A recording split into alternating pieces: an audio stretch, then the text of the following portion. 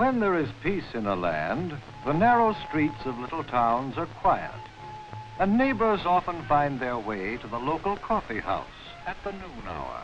But when there is trouble, the streets are like an anthill that has been poked by a stick.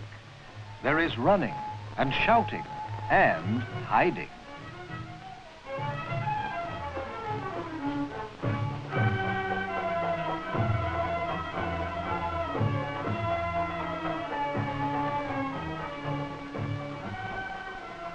Oh, there is Hamid. Hello, Effendi. Burhan?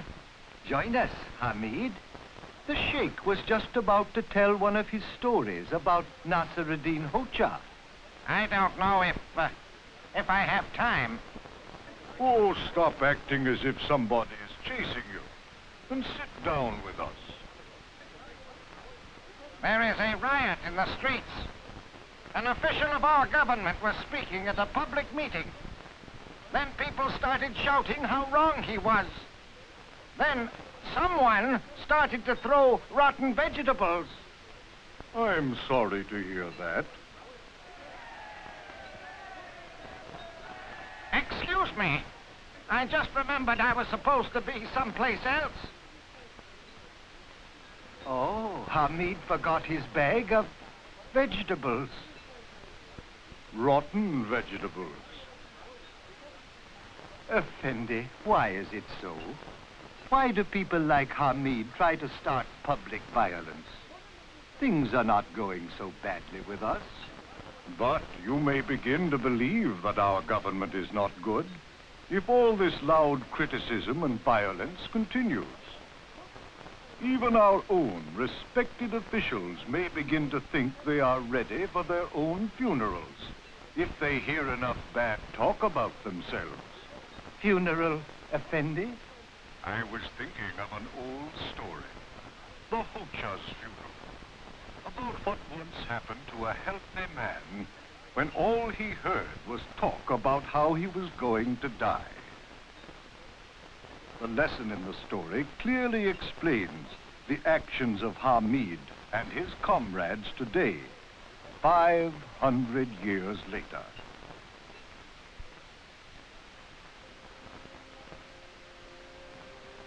During the days of his old age, Nasr-ed-din Hoja was appointed Qadi in his village, a position which brought out the best of his wisdom and humor, but which aroused jealousy and envy in some of his friends.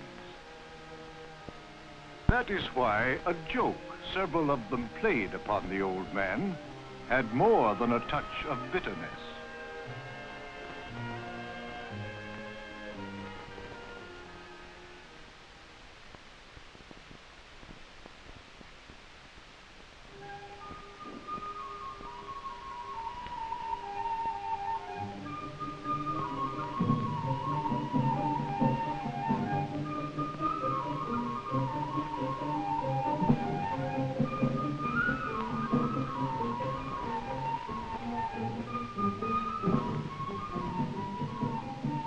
Armed with a small red pencil and their envy, the two villagers entered the Hoja's courtyard and began wailing at the sight of him.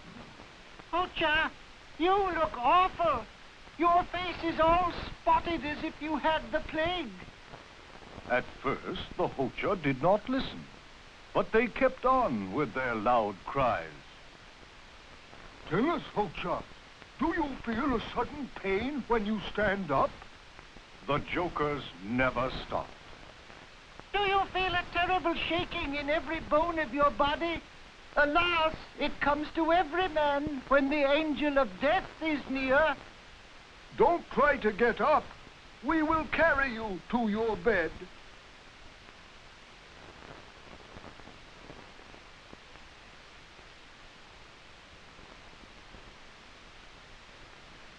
By the time the Hoja's wife came home from the marketplace, she found him without appetite and lost in memories of years which seemed about to end forever.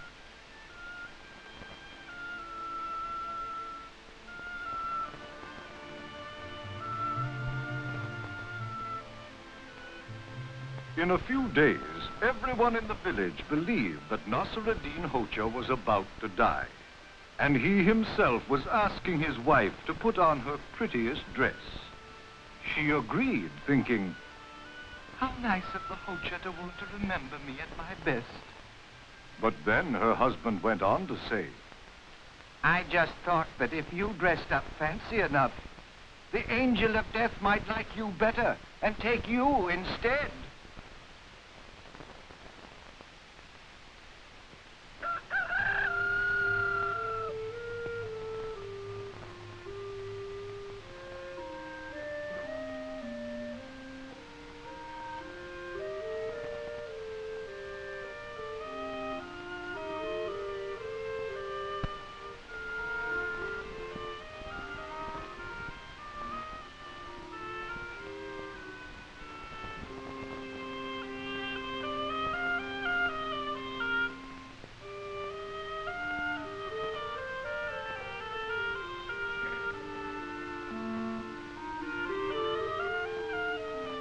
The morning soon came when the jokers convinced Nasr-ed-din that he had better get into his coffin without further delay. By this time, the Hoja was too weak to resist.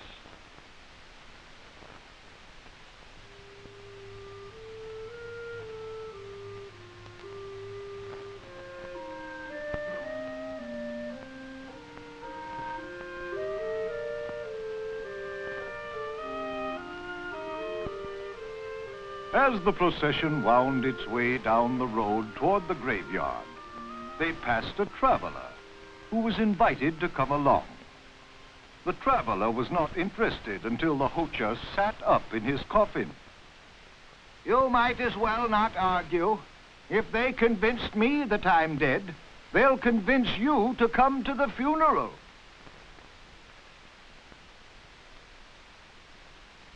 As they went on, the friendly traveler offered Hoja an orange, saying, I don't know where to stand at a funeral.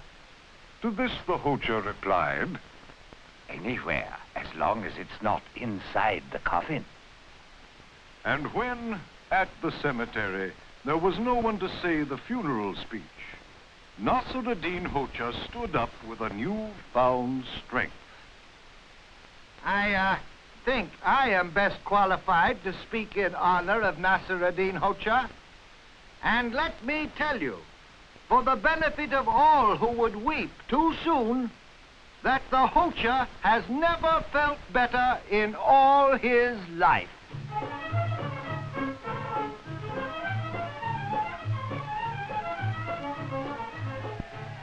Soon laughter rose to the skies as the two jokers told how they had tried to fool the Hoja.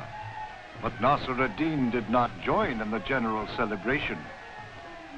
It wouldn't have been so funny if I had not heard a voice other than those who wanted me to believe I was dying. It would not have been funny at all.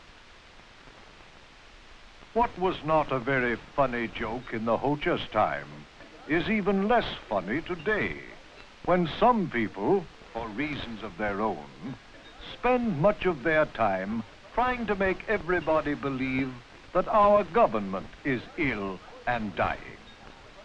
But if we are aware of what these agitators are trying to do, their tricks will be even less successful than the one that failed to work on Nasr-ed-din Hoja.